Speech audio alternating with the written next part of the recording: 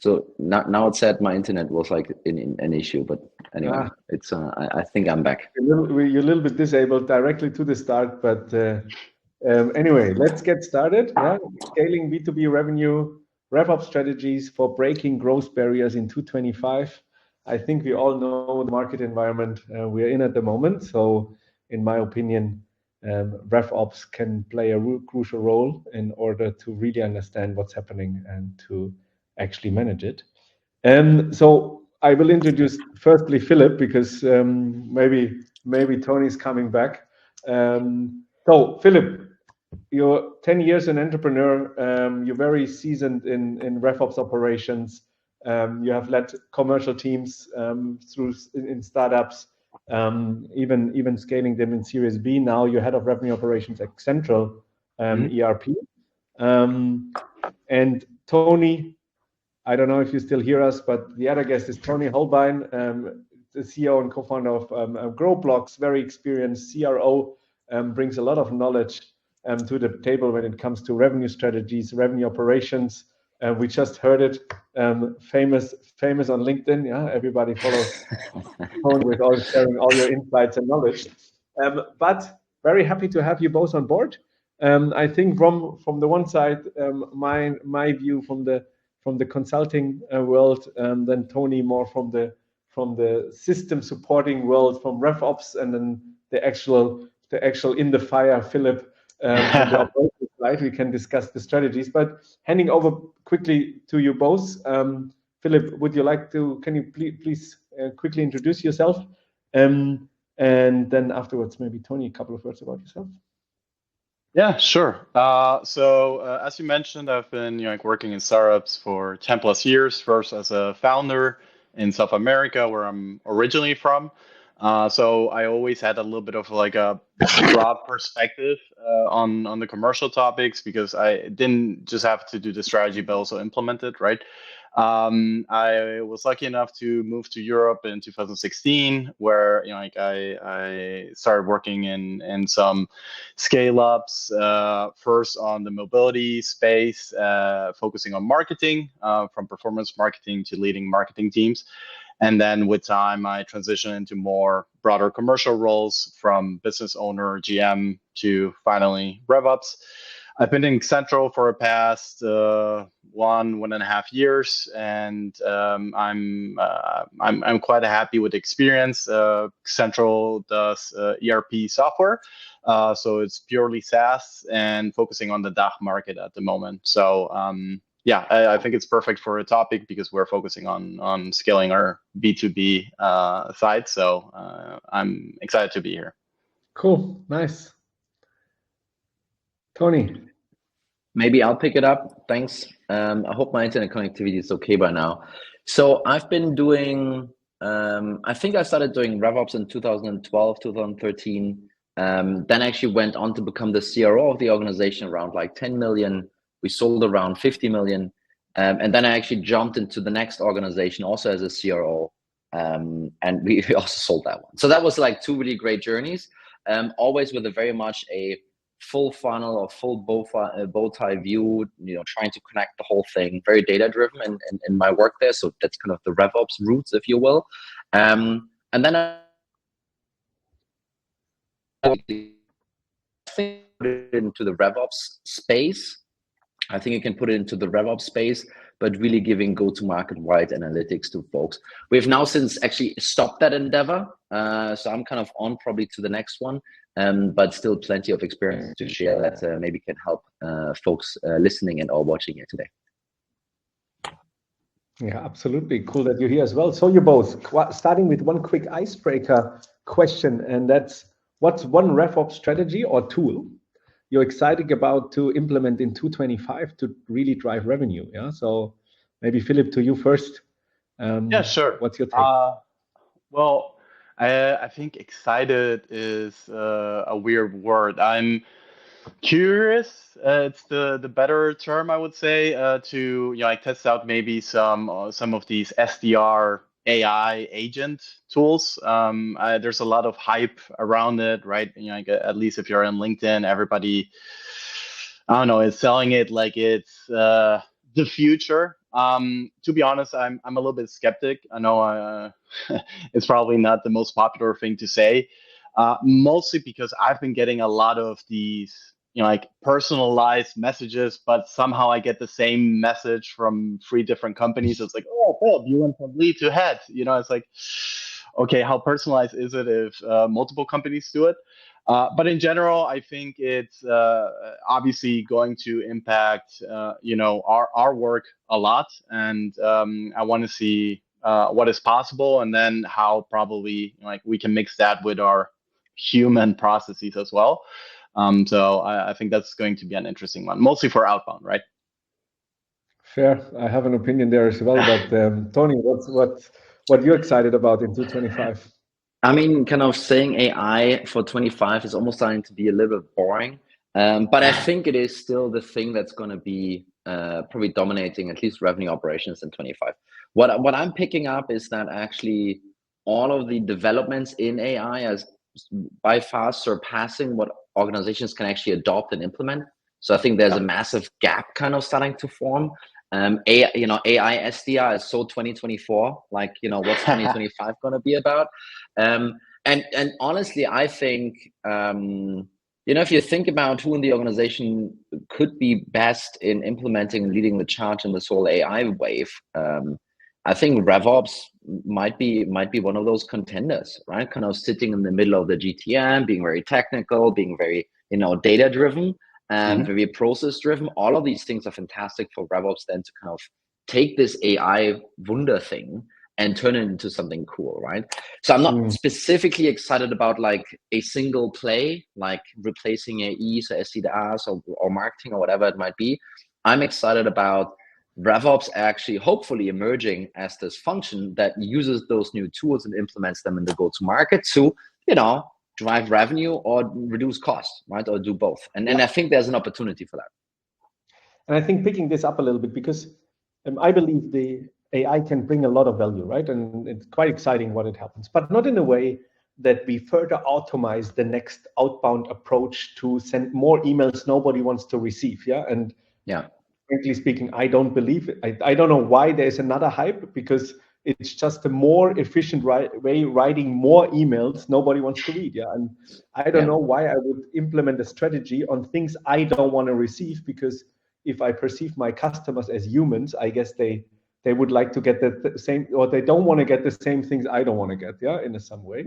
But what I'm excited about is that AI will play a crucial role in go-to-market. And when you understand the possibilities of AI, revenue operations will play a crucial role, because AI can make the entire go-to-market approach more efficient, more focused. It can help you to be at the right time there, and it can help you to actually operate transparently. But it only works if your process structures, your data model is clean. And revenue operations will play a crucial role to really clean this up, to define clearly process, to clean up the data model, so we can use AI as an enabler. And I think that's that will push the function of revenue operations, or AI will push the function of every revenue operation, because AI doesn't work if your data is shit and your structures are not there. Yeah. And then it's not the AI which is bad. It's one day you need to realize it's not the system or the AI which is not so good. It's your own structures and processes, and hopefully then the companies understand how much impact revenue operations can play. But let's start with our first part of the webinar, and this is about growth diagnostics. Yeah, so really understanding or diagnosing from your part or your experience, what are the biggest growth challenges B2B companies have? Yeah, so maybe directly the question to you, Philipp, again. What's your experience here? Well, I know we're here to talk about everything that's exciting and new, right? But I think in the end, as you mentioned, just the data itself needs to be clean, right? So for me, one of the main challenges, especially coming into a new company, is like, okay, how much can I actually trust the data? Because depending on that, like obviously the reporting and the decision making is going to be of much higher quality. We're going to actually be able to see some type of correlation. And second, it also increases the trust into not only the RevOps team, but also the commercial setup in general, right? So I think just in general, first understanding, can you actually trust your data for the metrics or the properties or, variables that are important for your ICP or for qualifying your deals? Are you actually documenting them correctly? How much can you automate versus how much needs to be AE driven, right, or human driven? And I think even though it's the most boring, never-ending task, is one of the things that I try to get right in the beginning, and then it's maintenance. It's a never-ending job. The moment where you think you're done, something changes in your process, and there's new processes and data to take a look at and be careful, because obviously the worst that can happen is like 1 or 2 months later you figure out something was wrong and you lost that time frame, and you cannot really make it up anymore, right? So I think just data clarity and cleanliness is one of the main challenges still. Understand. What's your take here, Toni? I mean, so everyone is having a top line issue, like all the time. Not enough pipeline, not enough pipeline. And I think kind of looking at this from a CRO perspective, it's like, cool, it's my job to figure this out. But I think from a RevOps perspective, I think this is a better way to get promoted as revenue operations. It's like if you can try and solve some of those issues, where's the cheapest pipeline coming from, or where's the highest quality pipeline coming from? Can we get more of that? What would we need to do in order to do that? Or what are the pipeline sources that are the worst performing in terms of efficiency, so CAC payback, and maybe we should cut that away and take the money and put it somewhere else. Like if you as revenue operations can help solve some of the top funnel issues through a different lens, through a data-driven lens, just like Philipp kind of was talking about, and obviously that requires all the foundation to be built and maintained. But if you can help and address that issue for your company, and it doesn't have to be AI, by the way, there are plenty boring ways you can do in order to address it. I think that's probably going to help you get promoted. But again, like top line and pipeline growth is number one issue for every single company out there. Like that's just what. Especially now in Europe, or even here in Germany, it's even more a topic, right? With the general market circumstances. Yeah, in my opinion, the biggest challenge is still, and if people follow my content, I think they cannot hear it anymore. Is I think the missing basis. Yeah, so there are quite often the basics on really a holistic view on go-to-market, the real structures in there which enables the team to operate are quite often not there. I think it becomes, as I said, more eminent with AI because it just doesn't work if it's there, that people can move around it, right, and have with double work and manual processes they can more or less solve or still operate, but with AI it will not work. And I think picking up your topic here, Toni, I think the top line problems quite often is because, first of all, we're not setting realistic goals, because we're setting the goals top down and don't really understand what the organization is capable of, because as we have the missing, or we have no real, or the basics are not there, we don't really understand in a human capacity plan what the different roles are actually capable of delivering. And then we already have a mismatch there quite often because the organization completely running behind, even so, behind the goals, even so they're not even if everything would work perfectly, they're not able to do it. And I think one big problem on the other side is the holistic view, because the roles now need to work much more closer together, and you cannot have it in separate views, separate goals of marketing, sales, or customer success. They need to work hand in hand, and for this it becomes even more eminent to fix the structures. And I think growth is not it's not running on the side anymore. It's hard work to reach your goals, and you cannot just do it on the side and then we set goals and then we just run behind it or fix another marketing channel. Or what do you guys think?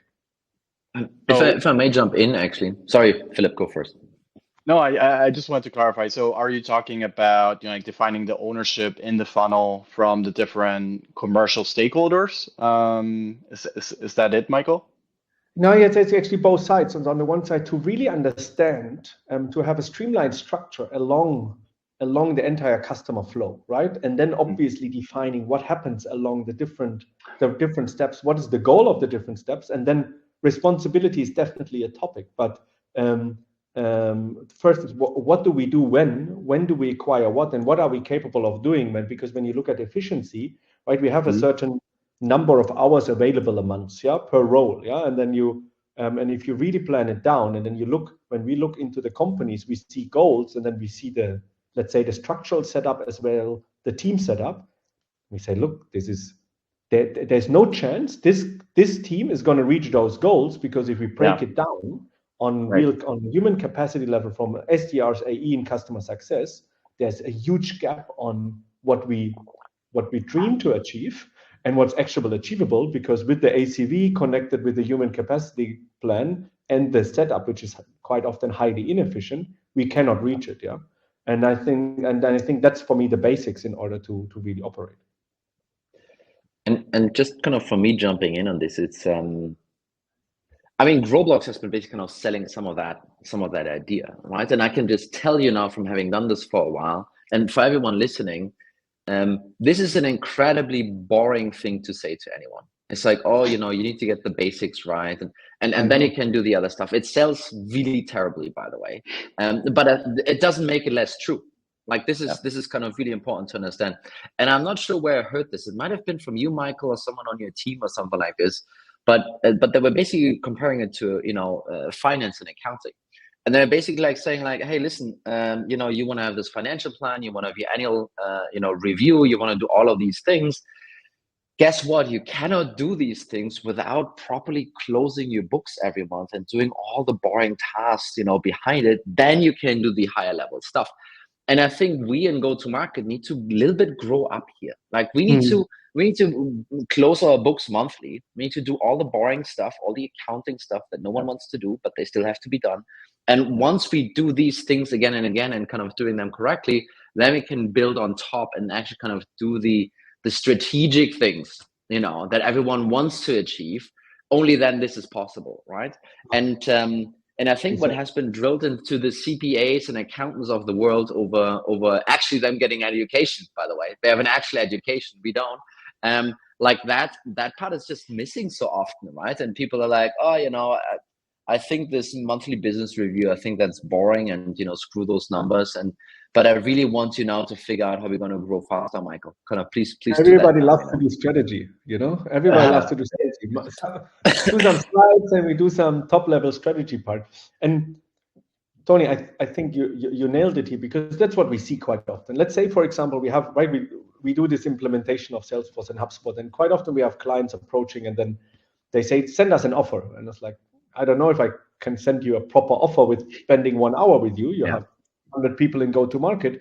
And then they say, but other partners, they send us an offer. It's like, yeah, but in order to properly structure what your needs are, we need to spend time together, because as better I understand what your needs are, as better I can structure, as better the system will be.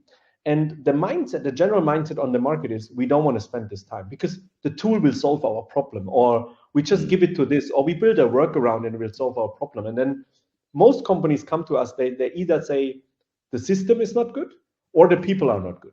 So they come and say, look, my people need training because we're not achieving our goals. And it's like, how many do you have? 40 AEs. How many reach their goals? 5. Like, I'm not sure if it's a problem of the people. Salesforce is not good enough. We need to move to something else. Not sure if the tool is not good enough. Let's focus and see what it is. And I think that's exactly the point. We need to grow up. That go-to-market is not a trivial topic. You need to really do your homework in order to be able to do the nice stuff, right? To do the strategy part, to think about and optimize. Because if you have shitty data and shitty processes, optimizing based on this is going to be quite difficult. Oh, totally.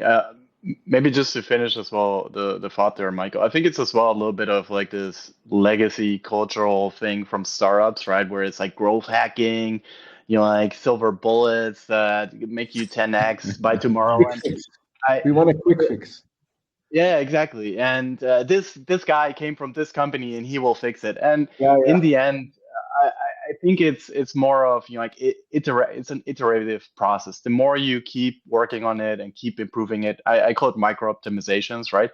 It's not sexy. It definitely doesn't sell, right? But I think what it gives you also long-term success. So yeah, and it's yeah, hard work. Even RevOps, right? We saw the last years, everybody wants to go to RevOps. I think a lot of people realize they don't want to be in RevOps, yeah, because it's the nitty-gritty shit, yeah. It's the thing where you really think about the every little detail, because if not, the impact is not there, yeah. And I think that's the right way to go. And if you really want to have success and long-term success, and especially in this world where we have so much data now available, and even AI gives us more data and more insights, you need to do your homework in order to use it for yourself. But let's talk about a little bit about RevOps as a growth accelerator. I think it really fits into this topic. Maybe Toni, to you, where do you see the possibilities of RevOps? Yeah. So some of these things might be a little, I touched on these things kind of previously already. I think what needs to happen first, though, is there's quite some cognitive dissonance for revenue operations, which sometimes like consulting background or some of that numbers background, and jumping into what feels like a Salesforce admin role, actually, and then very quickly getting stuck in that mindset, right? I think the first thing is to actually yourself start believing that you do have an impact on growth. I think this is the first thing actually you start really like, what, actually, I think I can change something here, because I'm sitting at the core, understanding the flow of things. And the one thing that was clear to me fairly early on was realizing that there are not that many people in an organization that understand the whole thing end to end. Like, it's probably just you. It's probably just you, right?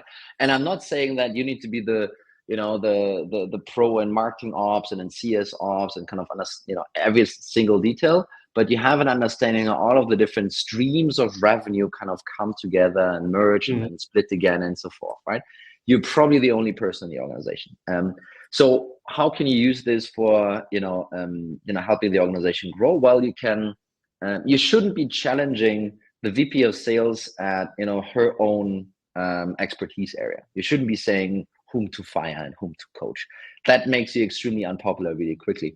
What you could be doing, though, is you can help each of these go-to-market leaders to make them understand stuff about the other go-to-market leaders. So if you help the VP of sales to understand what the VP of marketing is trying to achieve and trying to kind of close that gap a little bit, this is where you can add value when the VP of marketing is not in the room, right? How it fits together. And I think, no, exactly. And I think this is on the very basic level, no glitzy AI stuff or CAC payback, spreadsheet or something like this. On a very basic level, I think this is how you can start helping, reducing the amount of friction, and friction always means less money. Like, people need to understand, it feels always so theoretical when you say that. I mean, Philipp in Xentral is like fairly SMB motion, right? Kind of friction always means less money, right? And you as revenue, you revenue operations, you can actually just, in the beginning, focus on reducing friction between teams. But, see yourself as a mini CRO, right? Instead of leading them, kind of, you can try and reduce friction from the bottom up, right? And then the other stuff is honestly, again, so this is where I hope revenue operations will go. I think that like two paths. One is RevOps will become the new IT admins. All the IT admins went to security and info security and kind of cyber, making lots of money there. So someone needs to manage the tools. That could be revenue operations. The other path is really try. I mean, I'm not, maybe I'm kind of overdoing it, but really think about leading the charge with this AI thing. Like, honestly, like, companies have an issue adopting that stuff, and plenty of consultants will make a lot of money with like, I can help you implement AI here, there you go. But RevOps is kind of an internal consultant as well, and they sit with process data, tools, and so forth. And if you find ways to implement this thing, this could unlock even your career, and it can unlock kind of growth for the organization. I'll leave it at that, by the way, to also give Philipp something to talk about. But that's what I think. No, I think like I would definitely agree with you. Where like our biggest strength is in alignment and being almost like moderators of like the commercial topics. I see a lot of value in that. What I've seen as well in the last 2 years, right, there was a shift of like this, hey, let's grow like crazy, like at least like in early stage and Series A and Series B, to more of like an efficiency and scalability like topic, where I think as RevOps managers, we have a lot of control over that, because we can like not just focus on growth, we can also focus on cost efficiency. And this goes from like just standardizing or like combining your tech stack into like using one tool instead of 6 different tools, and trying as well to see like how many people do we actually need in the coming months or even years to hit our goals.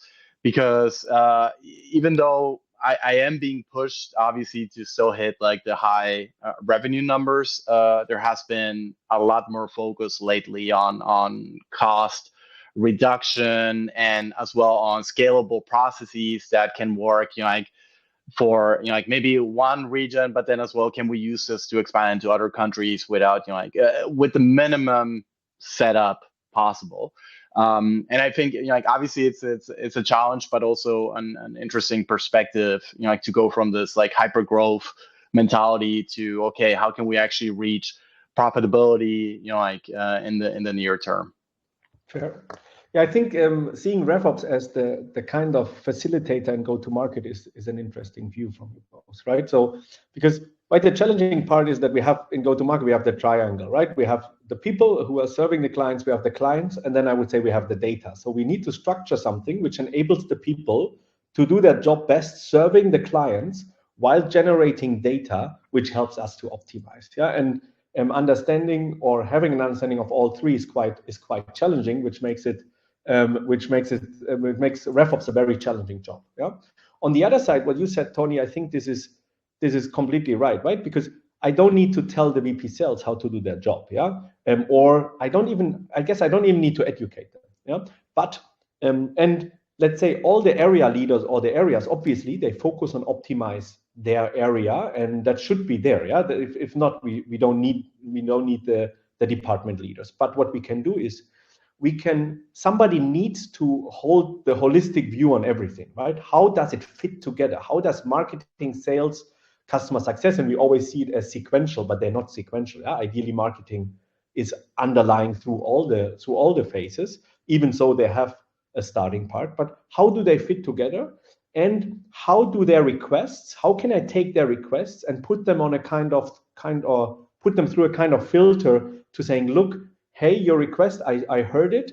In this way, it doesn't fit to the company strategy, because strategy is important, but on the other side, it needs to fit to the other structures and processes. So take your request, I process it, and I give it back to you in a way so we actually can operate as one revenue team, while it helps you to reach your goals individually, but it still pays into our general goal. And I think that makes, first of all, revenue operations and even plays an even more crucial role in the organization. I always put the thesis out, one day the VP RevOps will be the highest paid VP in go-to-market, because if a company has understood the value of this position, and we actually get it done there to align, right? We bring so much efficiency into the operations that it's going to be highly valuable position, right? And these challenges. So if you can overcome this, you can work with the different roles, you can make them understand how valuable you are while optimizing step by step. Because as you said, Philipp, it never ends, right? We're not setting up Salesforce and we do the processes before we're setting our Salesforce and then it's done. It's never done. I would always say, then it starts, right? We set the stage and now we start operating, and now we need to learn what we need to optimize. And I think there lies a lot of potential there, but that's the challenging part as well. What's your both experience on this? Philipp, you go first. Well, I think I can relate to it a lot, and in general as well is kind of like the main reason why I was brought into Xentral is like because there was this need of like uniting silos technically, and I think at the moment there is a very nice not only like I want to say communication between all the different teams. There's also like this culture of what I do impacts you and what you do impacts me, right? So instead of finger pointing, it's more like, hey, let's collaborate together. So what I see as my role a lot is not only like, hey, MQA to SQA conversion rate is going down, right? And instead of just like pointing that out, it's like, hey, marketing, like how's the quality looking? Hey, like sales, how are the lead response times? Can we improve there? Like, do you guys need to communicate better on like what is working, what isn't working? And I think it would have been a different outcome if marketing would have focused on it and sales would have focused on it. And then in the end, they would have still blamed each other. So Yeah. I think in general, it's as well just fomenting, like the GTM team needs to work together to hit the targets. And if each individual silo would work on it, it would just not happen. I mean, to a degree, this was kind of my story at Falcon Social, which is now a brand watch and like, long sold. I was kind of the RevOps leader and then was promoted to CRO, which is kind of like an oddball kind of situation. I can talk more about that. But the reason was basically to take that knowledge that I already had that was spanning the whole funnel and really applying this as being the leader of the whole pack, right? And when I then switched to the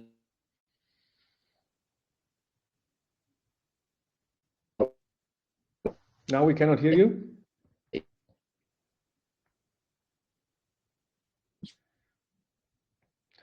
The Danish internet is don't want to send any signals anymore to Germany.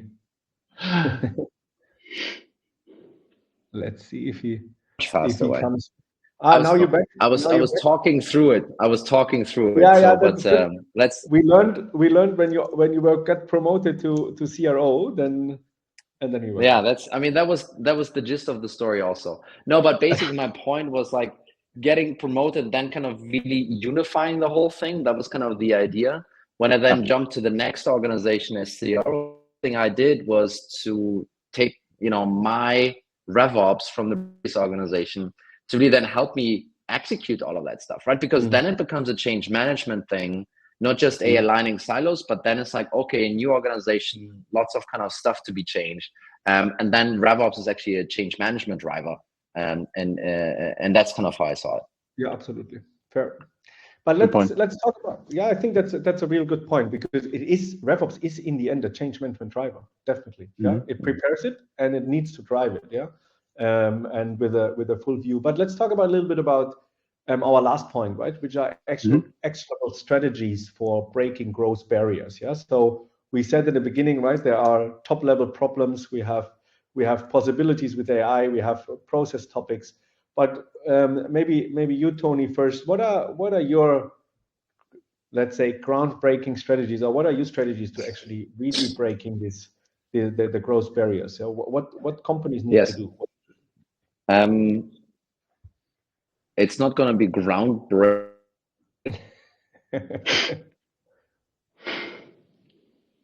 Good stuff, which is really, and this it basically doesn't happen in most organizations. It basically doesn't happen in 98%. We cannot hear you, unfortunately. Yeah, one sec. Now you back. I should be back now. Yeah, now you're back. Do a proper ball. We hand over quickly the question to Philipp, I would say, and let Toni recover. So Philipp, maybe what's your strategies here? Yeah, I think like obviously considering that you worked on your base, right, and you have a good process, a good basis already to work on. In our case, we're going to work a little bit more with tiered approaches, right? So we already started to break down the sales process for smaller versus larger customers, but you can also do that on different on different variables. So you can also do it based on what type of product or feature they would be most interested, or their industry, right? So we have been experimenting in 2024, and we would probably standardize it a little bit more in 2025. And then, I think it's a big topic every year, but especially considering how maybe risky 2020 or uncertain is the best word, right? 2025 will be, just like to have a good source allocation or source distribution of your revenue. So not put all of your eggs in one basket. We are at least Xentral has been always very inbound focused, so we get a lot of inbound revenue, and we have been trying to focus on other channels as well.